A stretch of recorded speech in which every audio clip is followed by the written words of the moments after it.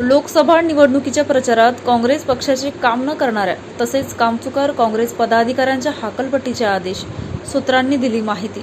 महाराष्ट्र प्रदेश काँग्रेस कमिटीने काढले पत्रक। संपूर्ण देशभरात लोकसभेची निवडणूक 7 टप्प्यामध्ये पार पडली असून महाराष्ट्रातील जालना लोकसभेची निवडणूक 13 एप्रिल रोजी पार पडली आहे। या निवडणुकीमध्ये काँग्रेस पक्षाच्या पदाधिकाऱ्यांनी नेमून दिलेले काम चोखपणे पार पाडले किंवा नाही याचा तपशीलवार अहवाल वरिष्ठांनी मागवला होता।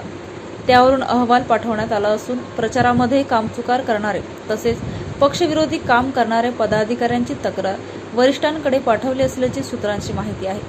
त्यावरून ज्या पदाधिकाऱ्यांनी नेमून दिलेले काम चोखपणे पार पाडले नाही अशा निष्क्रिय पदाधिकाऱ्यांची यादी प्रदेश कार्यालयाकडे पाठवण्याबाबत एका पत्राद्वारे कळवण्यात आले आहे।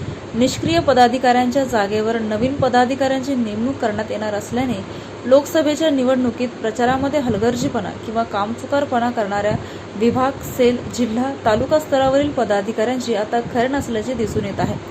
तसेच अशा निष्क्रिय किंवा पक्षविरोधी काम करणाऱ्या पदाधिकाऱ्यांच्या जागेवर नवीन पदाधिकाऱ्यांची नेमणूक करण्यात येणार असल्याचे पत्रक काँग्रेस पक्षाचे महाराष्ट्र प्रदेश कमिटीच्या वतीने काढण्यात आले आहे, अशी माहिती सूत्रांकडून समजते।